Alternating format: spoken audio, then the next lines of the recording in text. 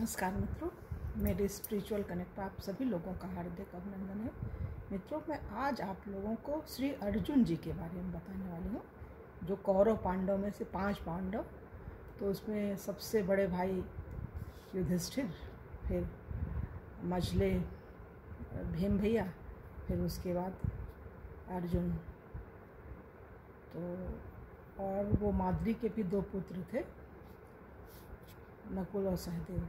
तो ये कुल मिला के 5 पांडव। लेकिन जो सबसे अनन्य प्रेम था ना भगवान कृष्ण का, वो अर्जुन से था। और लोग कहते हैं, संत कहते हैं, ग्रंथों में लिखा हुआ है, अर्जुन और कृष्ण भगवान दोनों एक मतलब एक लीला के लिए वो 2 बने थे, नर नारायण रूप में। आज भी जो है भगवान बद्रिकाश्रम बद्री नारायण में वहाँ पे तप कर रहे हैं। वो जो नर का स्वरूप है वो अर्जुन ही है, नारायण भगवान स्वयं कृष्ण बद्रीनाथ भगवान मान लीजिए, तो वो हैं, आज भी हैं मित्रों। तो उनके बारे में बताने वाली हूँ, तो उसको ध्यान से सुनिए और ज़्यादा से ज़्यादा लोगों को इसको शेयर कीजिए मित्रों। यदि सब्सक्राइब न किया हो तो सब्सक्राइब कर लीजिए। ज्ञान होना चाहिए हमारे सद्ग्रंथों के बारे में, संतों के बारे में, कौन कौन सी विभूतियाँ हमारे संसार में हुई हैं उनके बारे में ज्ञान होना ही चाहिए। और ज्ञान दान से बड़ा कोई दान भी नहीं होता है। तो जैसे हम बना रहे हैं मित्रों, एक ज्ञान दे रहे हैं, आप लोग भी यदि शेयर करेंगे तो आप लोग भी एक दान करेंगे ज्ञान का। कुछ इसमें नहीं करना है, एक बटन क्लिक कीजिए, शेयर की तो हर जगह शेयर हो जाएगा जितने आपके मिलने वाले हैं। इतना तो करना ही चाहिए, एक स्वाभाविक सी चीज़ है। और इस समय कोरोना काल चल रहा है, इसमें यदि आप लोगों का ध्यान जो है सद्ग्रंथों के तरफ, संतों के तरफ आकृष्ट होगा तो सुख शांति की प्राप्ति होगी। इस दुख से छूटेंगे, औरों को भी छुटा सकते हैं। ये जो कठिन समय है ये रहने वाला है। संतों से सुनते हैं, यूट्यूब में भी तमाम जो अच्छे भक्त हैं अभी हैं धरती पे, उन्होंने चैनल बनाया, बोलते भी हैं, भविष्यवाणी भी किया हुआ है कि 28 में इससे भी खराब वायरस आएगा, जो कोरोना है इससे भी ज़्यादा घातक होगा। और ये चलता रहेगा, ये ख़त्म होने वाला नहीं, इतने जल्दी तो नहीं ख़त्म होगा। कितना भी इलाज, जैसे टीबी वगैरह जो हुआ था, चेचक, इस तरह की ये महामारी है, ये इतने जल्दी नहीं जाएगी। भगवान की लीला होगी, उन्होंने कुछ सोचा होगा इसलिए किया है।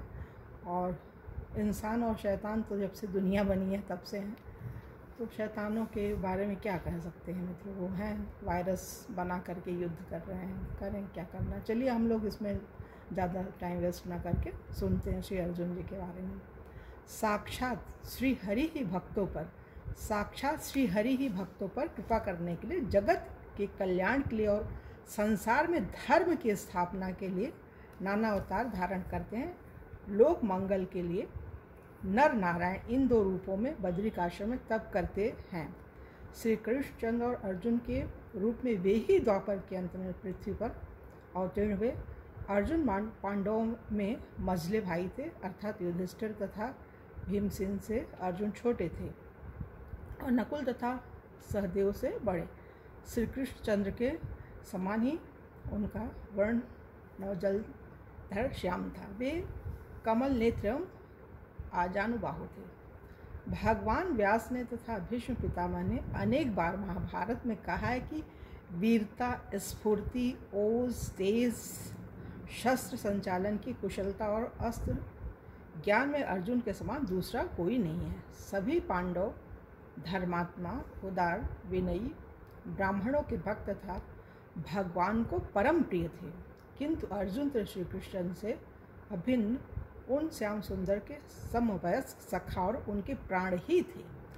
मतलब एक प्राण धन जिसको कहते हैं ना कोई, तो वो भगवान, जैसे राधा कृष्ण है ना, वैसे अर्जुन और कृष्ण भी थे। बड़ी अंतरंगता रहती थी, बड़े प्यार से एक दूसरे के साथ, मतलब एक जीवन का आधार मान लीजिए नर के रूप में भगवान लीला करने के लिए आए। तो वो शरीर जो लिए अर्जुन का लिया उन्होंने, ये चीज़ है। संसार में कलह की मूल 3 वस्तुएं हैं, स्त्री, धन और पृथ्वी। अब ये सुनिए मित्रों, ध्यान से सुनिए एक चीज़। दृढ़ प्रतिज्ञा के लिए अर्जुन की बड़ी ख्याति है। दृढ़ प्रतिज्ञा के लिए अर्जुन की बड़ी ख्याति है। पूर्वजन्म के कई शाप वरदानों के कारण पांचाल राजकुमारी द्रौपदी का विवाह 5 पांडवों से हुआ। संसार में कलह की मूल 3 ही वस्तुएं हैं। संसार में कलह की मूल 3 ही वस्तुएं हैं, स्त्री, धन और पृथ्वी। इन तीनों में भी स्त्री के लिए जितना रक्तपात हुआ है उतना और किसी के लिए नहीं हुआ। एक स्त्री के कारण भाइयों में परस्पर वैमनस्य न हो, इसलिए देवर्षि नारद जी की आज्ञा से पांडवों ने नियम बनाया कि प्रत्येक भाई 2 महीने 12 दिन के क्रम से, ये नोट करिए मित्रों, प्रत्येक भाई 2 महीने 12 दिन के क्रम से द्रौपदी के पास रहे। यदि एक भाई एकांत में द्रौपदी के पास और दूसरा वहाँ उसे देख ले तो वह 12 वर्ष का निर्वासन स्वीकार करे। कितना लंबा सोचिए, 12 वर्ष के लिए। एक बार रात्रि के समय चोरों ने एक ब्राह्मण की गाय चुरा ली। वह पुकारता हुआ राजमहल के पास आया। वह कह रहा था, जो राजा प्रजा से उसकी आय का 6ठा भाग लेकर भी रक्षा नहीं करता वह पापी है। अर्जुन ब्राह्मण को आश्वासन देकर शस्त्र लेने भीतर गए। जहाँ उनके धनुष आदि थे वहाँ युधिष्ठिर द्रौपदी के साथ एकांत में स्थित थे। एक ओर ब्राह्मण के गोधन की रक्षा का प्रश्न था और दूसरी ओर निर्वासन का भय। अर्जुन ने निश्चय किया, चाहे कुछ हो, मैं शरणागत की रक्षा के पीछे नहीं हटूंगा। भीतर जाकर शस्त्र ले आया और वे और लुटेरों का पीछा करके उन्हें दंड दिया। गौवें छुड़ाकर ब्राह्मण को दे दी। अब वे धनंजय निर्वासन स्वीकार करने के लिए उद्यत हुए। युधिष्ठिर जी ने बहुत समझाया, बड़े भाई के पास एकांत में छोटे भाई का पहुंच जाना कोई बड़ा दोष नहीं। द्रौपदी के साथ साधारण बातचीत तो हो रही थी। ब्राह्मण की गाय बचाना राजधर्म था, अतः वह तो राजा का ही कार्य हुआ। परंतु अर्जुन इन सब प्रयत्नों से विचलित नहीं हुए। उन्होंने कहा, महाराज, मैंने आपसे ही सुना है कि धर्म पालन में बहानेबाजी नहीं करनी चाहिए। मैं सत्य को नहीं छोड़ूंगा। नियम बनाकर उसका पालन न करना तो असत्य है। इस प्रकार बड़े भाई के वचनों का लाभ लेकर अर्जुन विचलित नहीं हुए। उन्होंने स्वेच्छा से निर्वासन स्वीकार कर लिया। व्यास जी की आज्ञा से अर्जुन तपस्या करके शस्त्र प्राप्त करने गए। अपने तप तथा पराक्रम से उन्होंने भगवान शंकर को प्रसन्न करके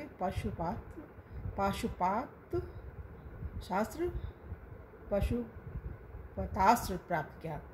दूसरे लोग पालकों ने भी प्रसन्न होकर अपने अपने दिव्यास्त्र दिए।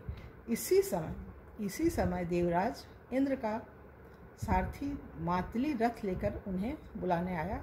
उस पर बैठकर वे स्वर्ग गए और वहाँ देवताओं के द्रोही असुरों को उन्होंने पराजित किया।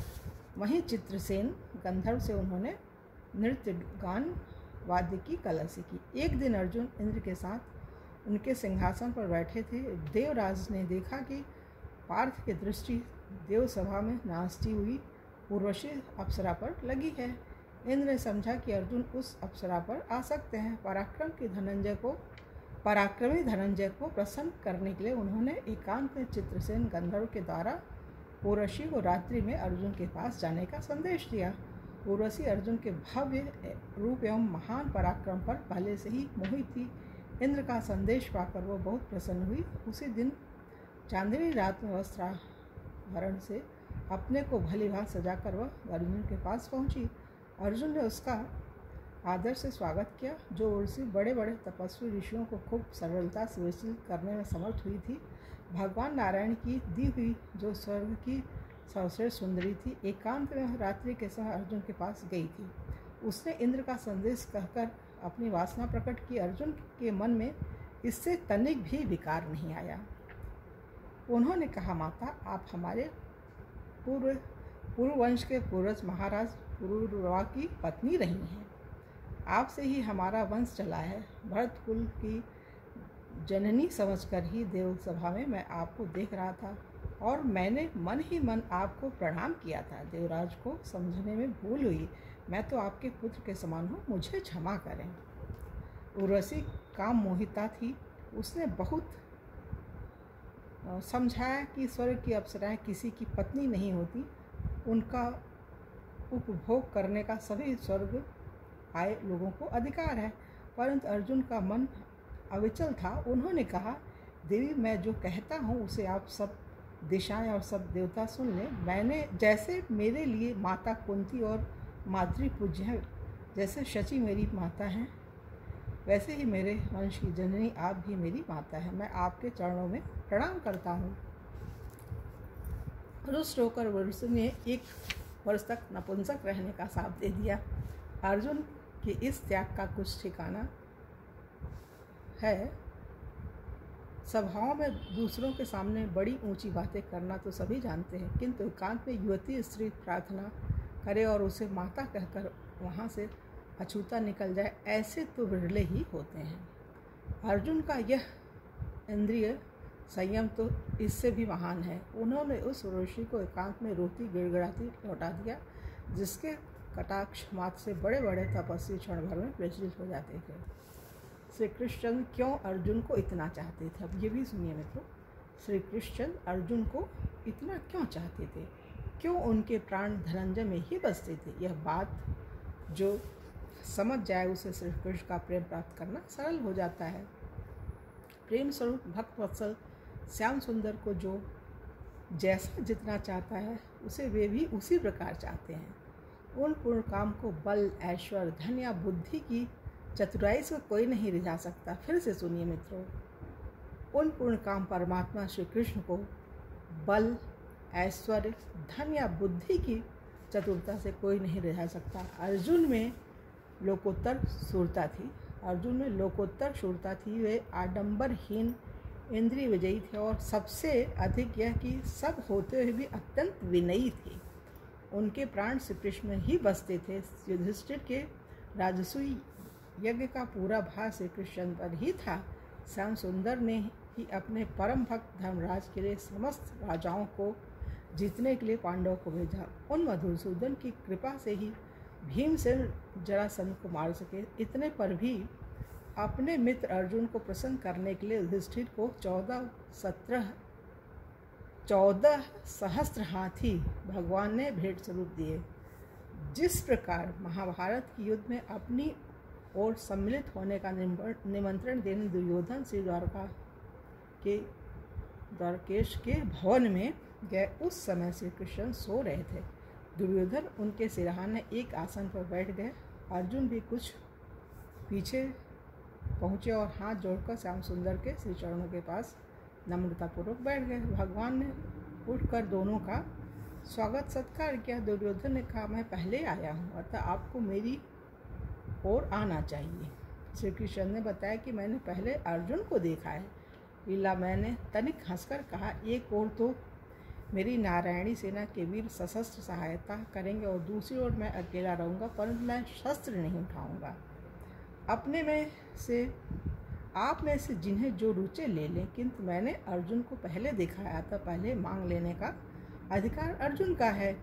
एक ओर भगवान का बल, उनकी सेना और दूसरी ओर शस्त्रहीन भगवान, एक ओर भोग और दूसरी ओर श्याम सुंदर। परंतु अर्जुन जैसे भक्त को कुछ सोचना नहीं पड़ा। उन्होंने कहा, मुझे तो आपकी आवश्यकता है, मैं आपको ही चाहता हूँ।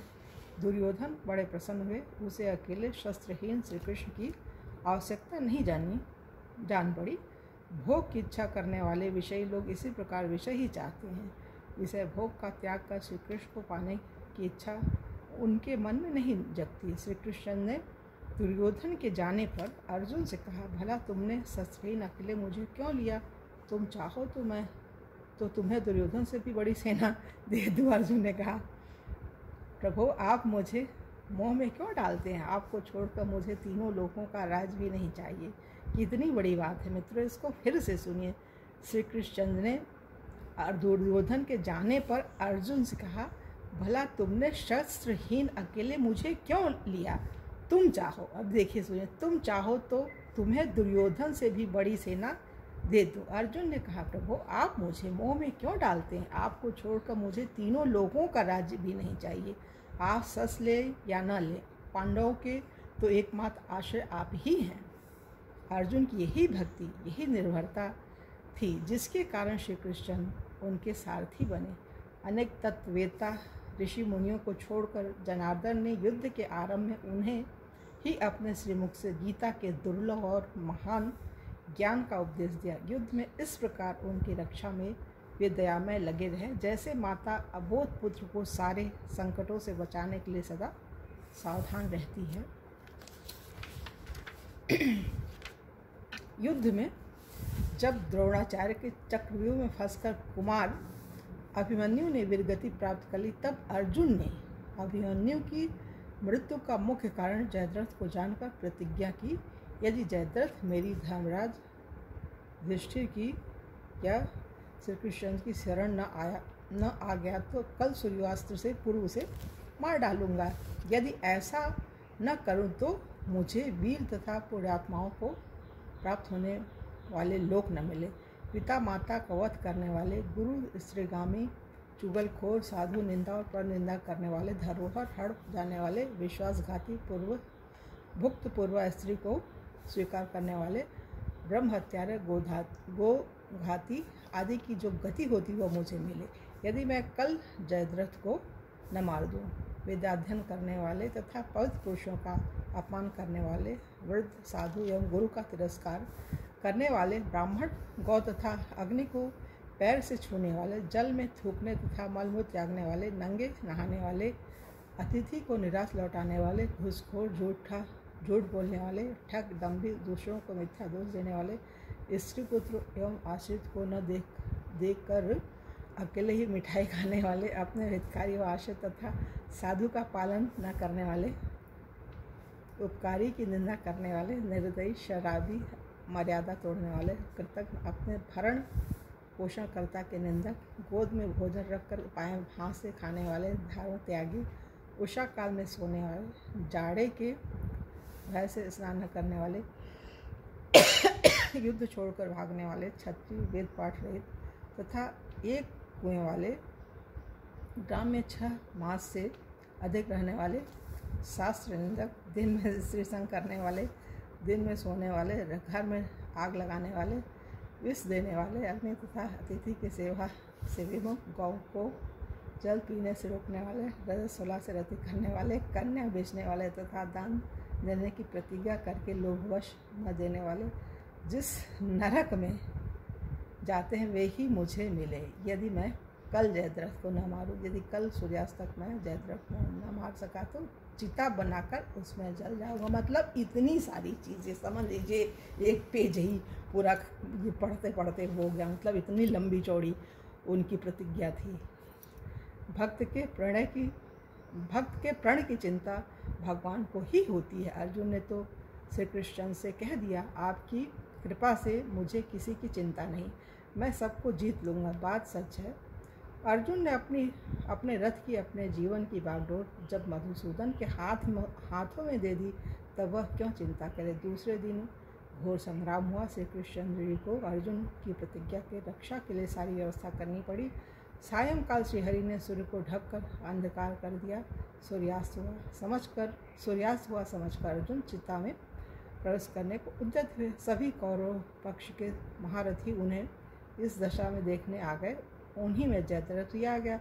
भगवान ने कहा, अर्जुन शीघ्रता करो, जयद्रथ का मस्तक काट लो पर वह भूमि पर न गिरे। सावधान। भगवान ने अंधकार दूर कर दिया। सूर्य अस्ताचल जाते दिखाई पड़े। जयद्रथ के रक्षक चकरा गए। अर्जुन ने उसका सिर काट दिया।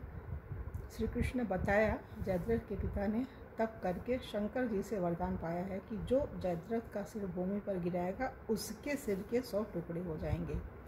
केशव के आदेश से अर्जुन ने जयद्रथ का सिर बाण से ऊपर ही ऊपर उड़ाकर जहाँ उसके पिता संध्या काल के समय सूर्योपासना कर रहे थे वहाँ पहुँचाकर उनकी अंजलि में गिरा दिया।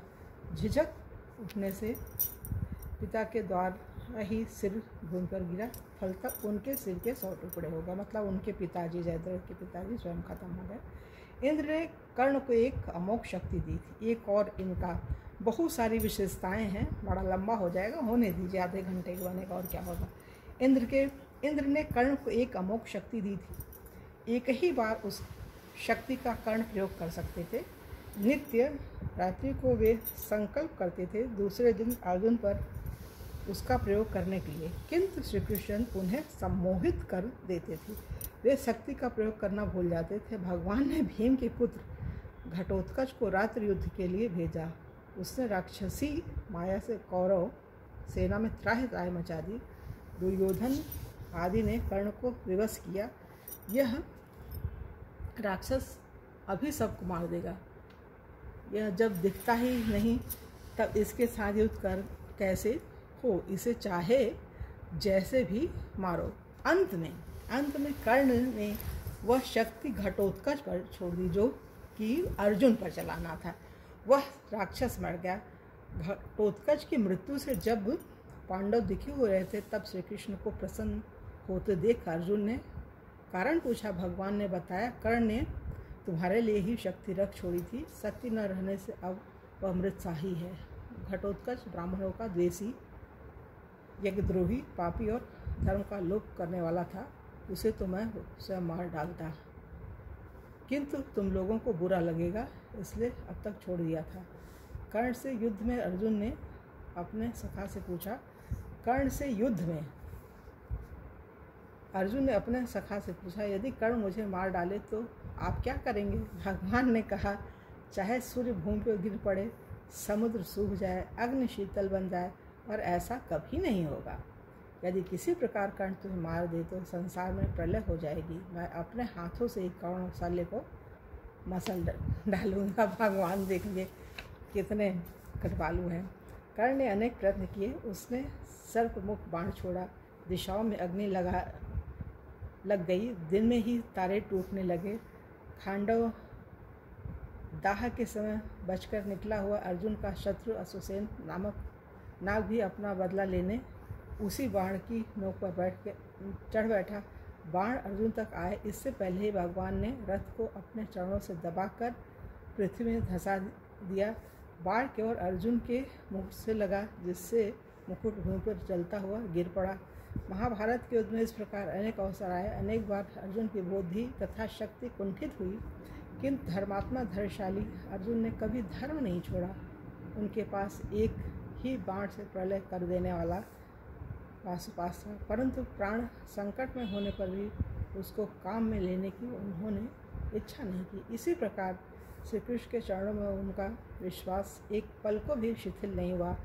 इसी प्रेम और विश्वास ने भगवान को बांध लिया था।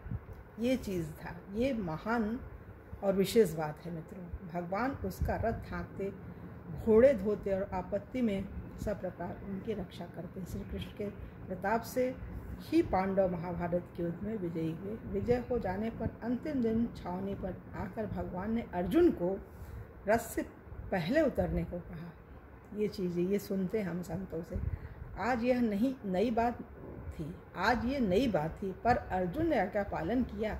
अर्जुन के उतरने पर जैसे ही भगवान उतरे कि रथ की ध्वजा पर बैठा दिव्य वानर भी अदृश्य हो गया और वह रथ घोड़ों के साथ तत्काल भस्म हो गया। भगवान ने बताया, दिव्यास्त्रों के प्रभाव से यह रथ भस्म तो कभी का हो चुका था। अपनी शक्ति से मैं इसे अब तक बचाए हुए था। आज तुम पहले न उतर जाते तो रथ के साथ ही भस्म हो जाते। कितनी बड़ी चीज़ है मित्रों। ये वीडियो सबको शेयर करना बहुत ज़रूरी है। सबको ज्ञान होना चाहिए इन चीज़ों का। और भी सुनिए मित्रों भी इनकी कहानी, इनकी कथा और लंबी है। अश्वत्थामा ने जब ब्रह्मास्त्र का प्रयोग किया तब भगवान ने ही पांडवों की रक्षा की। अश्वत्थामा के ब्रह्मास्त्र के तेज से उत्तरा का गर्भस्थ बालक मरा हुआ उत्पन्न हुआ। उसे श्री कृष्ण चंद्र ने जीवित कर दिया। सुधन्वा को मारने की अर्जुन ने प्रतिज्ञा कर ली, तब भी मधुसूदन ने ही उसकी रक्षा की। और भी सुनिए, द्वारका में एक ब्राह्मण का पुत्र उत्पन्न होते ही मर जाया करता था। दुखी ब्राह्मण मृत शिशु का शव राजद्वार पर रखकर बार बार पुकारता, पापी ब्राह्मण द्रोही शठ लोभी राजा के पाप से ही मेरे पुत्र की मृत्यु हुई है। जो राजा हिंसारत दुष्चरित अजितेंद्रिय होता है उसकी प्रजा कष्ट पाती और दरिद्र रहती है। ब्राह्मण के 8 बालक इसी प्रकार मर गए। किसी के किए कुछ होता नहीं था। जब 9वें बालक का मृत शव लेकर वह ब्राह्मण आया, तब अर्जुन राजभवन में ही थे। वे श्री कृष्ण के साथ द्वारका आए हुए थे। उन्होंने ब्राह्मण की करुण पुकार सुनी तो पास आकर कारण पूछा और आश्वासन दिया। उन्होंने कहा कि मैं आपकी रक्षा करूंगा। ब्राह्मण ने अविश्वास प्रकट किया तो अर्जुन ने प्रतिज्ञा की, यदि आपके बालक को न बचा सका तो मैं अग्नि में प्रवेश करके शरीर त्याग दूंगा। इतनी बड़ी बात। 10वें बालक के उत्पन्न होने के समय ब्राह्मण को समाचार दिया। उसके घर जाकर अर्जुन ने सूतिका गार को ऊपर नीचे चारों ओर बाणों से इस प्रकार ढक दिया कि उसमें से चींटी भी न जा सके। परंतु इस बार बड़ी विचित्र बात हुई। बालक उत्पन्न हुआ, रोया और फिर सशरीर अदृश्य हो गया। ब्राह्मण अर्जुन को धिक्कारने लगा। वे महारथी कुछ बोले नहीं। उनमें अब भी अहंकार था। भगवान से भी उन्होंने कुछ नहीं कहा। योग विद्या का आश्रय लेकर वे यमपुरी गए। वहाँ ब्राह्मण को न मिला तो इंद्र, अग्नि, नृति, चंद्र, वायु, वरुण आदि लोकपालकों के धाम, अतल वितल आदि नीचे के लोग भी ढूंढे, परंतु कहीं भी उन्हें ब्राह्मण का पुत्र नहीं मिला। अंत में द्वारका आकर वे चिता बनाकर जलने को तैयार हो गए। सुनिए मित्रों, कितनी बड़ी बात है। सब एक से एक अद्भुत घटनाएं हैं। भगवान ने जब अब उन्हें रोका और कहा, मैं तुम्हें द्विजपुत्र दिखलाता हूँ, मेरे साथ चलो। भगवान को तो अर्जुन में जो अपनी शक्ति का गर्व था उसे दूर करना था, वह दूर हो चुका था। अब अपने दिव्य रथ में अर्जुन को बैठाकर भगवान ने सातों द्वीप, सभी पर्वत और सातों समुद्र पार किए। लोकालोक पर्वतों को पार करके अंधकारमय प्रदेश में अपने चक्र के तेज से मार्ग बनाकर अनंत जल के समुद्र में पहुँचे। अर्जुन वहाँ की दिव्य ज्योति देखने में असमर्थ थे, अतः नेत्र बंद कर लिए।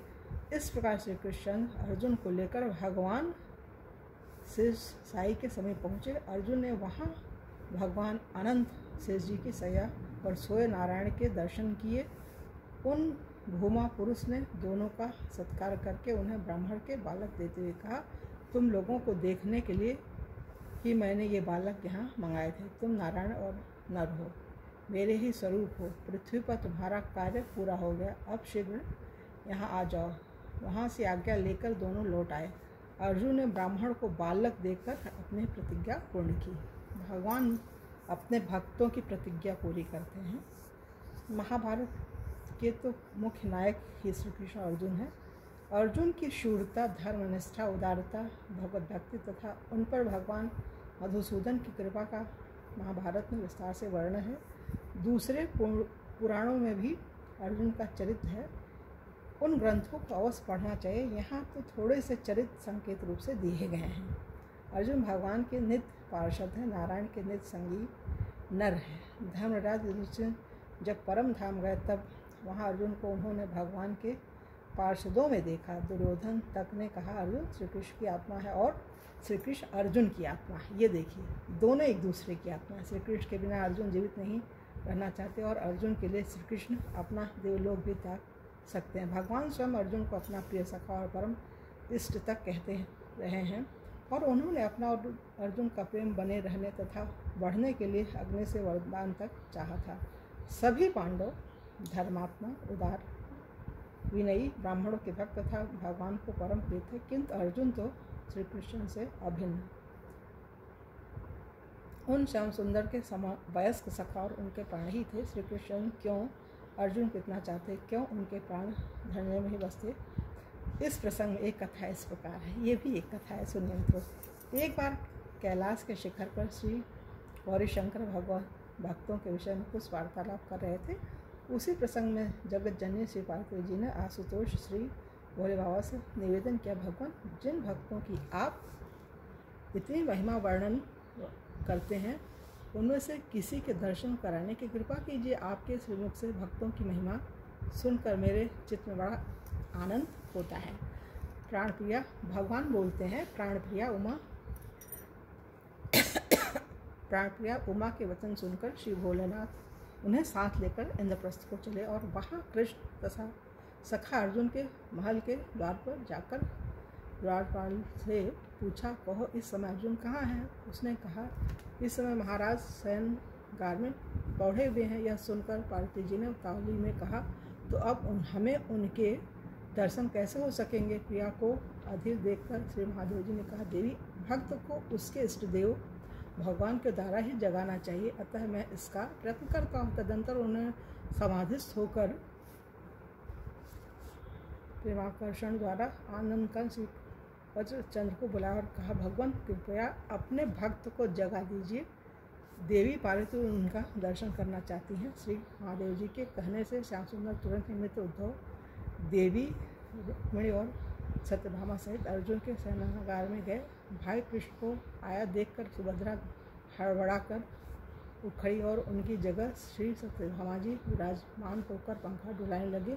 गर्मी अधिक थी, इसलिए भगवान का संकेत पाकर उद्धव जी भी पंखा हाँकने लगे। इतने में ही अकस्मात सत्यभामा और उद्धव चकित से होकर एक दूसरे की ओर ताकने लगे। भगवान ने पूछा, तुम लोग किस विचार में पड़े हो? उन्होंने कहा, महाराज आप अंतर्यामी हैं, सब जानते हैं, हमसे क्या पूछते हैं? भगवान श्री कृष्ण बोले, बताओ तो सही क्या बात है? तब उद्धव ने कहा कि अर्जुन के प्रत्येक रोम से श्री कृष्ण की आवाज़ आ रही है।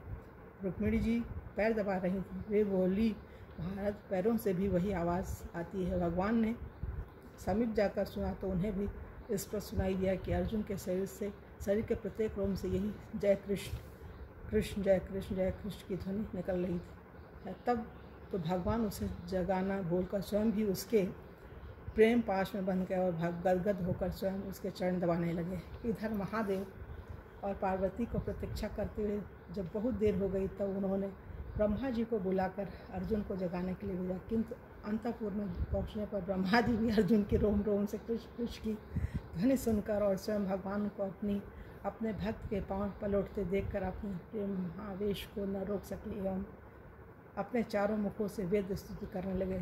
जब ब्रह्मा जी की प्रतीक्षा में भी श्री महादेव और पार्वती को बहुत समय हो गया, तब उन्होंने देवर्षि नारद जी का आह्वान किया। अब की बार वे अर्जुन को जगाने का बीड़ा उठाकर चले, किंतु सेनागार का अद्भुत दृश्य देख सुनकर उनसे भी न रहा गया। वे भी अपनी वीणा की खुटियाँ कसकर हरि कीर्तन में तल्लीन हो गए। जब उनके कीर्तन की ध्वनि भगवान शंकर के कानों में पड़ी तो उन्होंने उनसे और अधिक प्रतीक्षा न हो सकी, वे भी पार्वती जी के साथ तुरंत ही अंतःपुर में पहुँच गए। वहाँ अर्जुन की रोम रोम से जय कृष्ण का मधुर नाद सुनकर उनसे भी न रहा गया। उन्होंने भी अपना त्रिभुवन मोहन तांडव नृत्य आरंभ कर दिया। भगवान नाचने लगे, बोले करे। साथ ही श्री पार्वती जी भी स्वर और ताल के साथ सुमधुर वाणी से हरि गुण गाने लगे। इस प्रकार वह संपूर्ण समाज प्रेमोन्मत्त हो गया। भक्तराज अर्जुन के प्रेम प्रवाह ने सभी को सराबोर कर दिया। धन्य है अर्जुन और धन्य है उनकी सख्य भक्ति। ये सखा भक्ति थी, अद्भुत थे अर्जुन भगवान के भक्त। तो यहाँ तो ये अर्जुन की कथा पूरी हो रही है और कल की वीडियो में आप लोगों से किसी अन्य भक्त के बारे में बात करेंगे। तब तक के लिए जय।